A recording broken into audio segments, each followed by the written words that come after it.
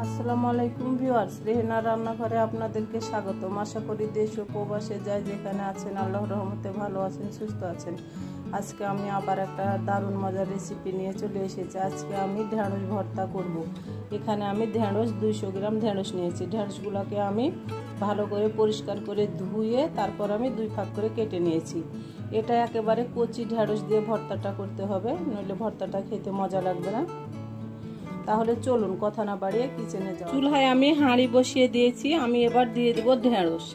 এখানে আমি 200 গ্রাম ঢেঁড়স দিয়ে দিলাম।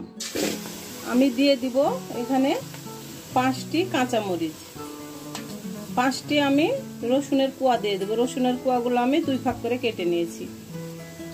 আমি এখানে 1 কাপ পানি দিয়ে দেবো সিদ্ধ হওয়ার জন্য।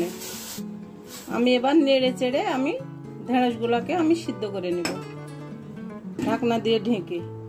আমি এর মধ্যে 2-3 বার নেড়ে চেড়ে দিব। আমি ঢেঁড়সগুলো সিদ্ধ করে নিয়ে আমি ফিরে আসছি। আমি এবার ঢাকনাটা উঠিয়ে নেব। পানিটা ফুটে উঠেছে। আমি ঢেঁড়সগুলো এভাবে আমি সিদ্ধ করে নেব।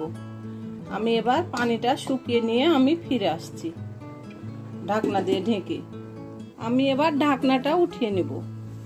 দেখুন ঢেঁড়সগুলো আমার সুন্দরভাবে সিদ্ধ হয়ে গেছে এবং কালারটাও নষ্ট হয়নি, কালারটা খুব সুন্দর আছে। আমি এবার ঢেঁড়সগুলো একটা পাত্রে আমি উঠিয়ে নেব।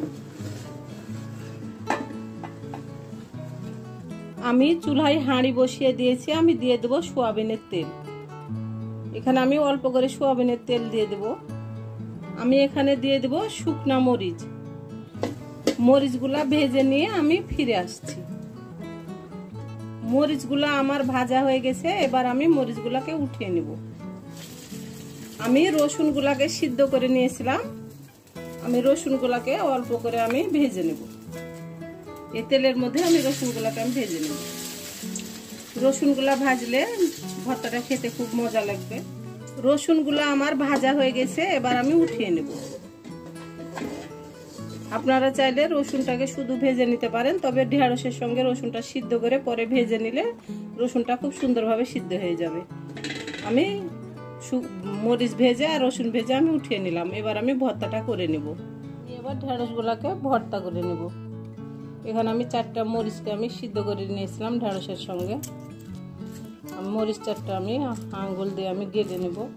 এখানে আমি দিয়ে দেব 5টা শুকনা মরিচ। শুকনা মরিচগুলো আমি তেলে ভেজে নিয়েছি। আমি শুকনা মরিচগুলো আমি ভালো করে আমি আঙ্গুল দিয়ে আমি গেটে নেব। আমি দিয়ে দেব স্বাদ অনুযায়ী লবণ। আমি রসুন কুচিগুলোও দিয়ে দিলাম।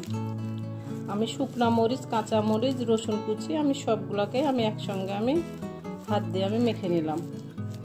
দেখুন কি সুন্দরভাবে আমার মাখা হয়ে গেছে। আমি দিয়ে দেব পেঁয়াজ কুচি। এখানে আমি 3টা পেঁয়াজ কুচি নিয়েছি মাঝারি সাইজের। আমি পেঁয়াজ কুচিগুলো আমি দিয়ে দিলাম। আমি এবার ভালো করে আমি পেঁয়াজ কুচিগুলোকে আমি মেখে নেব। এটা হাত দিয়ে ভালো করে মাখতে হবে, এটা চামচের সাহায্যে মাখা যাবে না।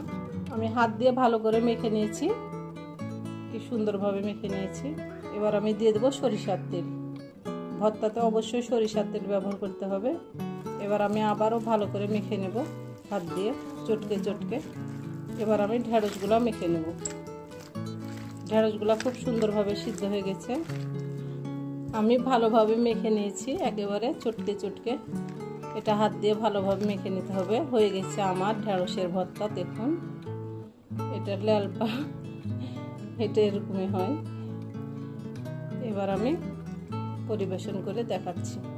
হয়ে গেছে আমার পরিবেশন করা। আশা করি আমার রেসিপিটি অবশ্যই ভালো লাগবে। যদি ভালো লাগে তাহলে আমার চ্যানেলটিতে লাইক, কমেন্ট, শেয়ার করতে ভুলবেন না। বেশি বেশি করে সাবস্ক্রাইব করার অনুরোধ রইল। তাহলে আজকের মতো এখানে বিদায়। আবার অন্য কোনো রেসিপি নিয়ে আসবো। সবাই ভালো থাকবেন। আল্লাহ হাফেজ।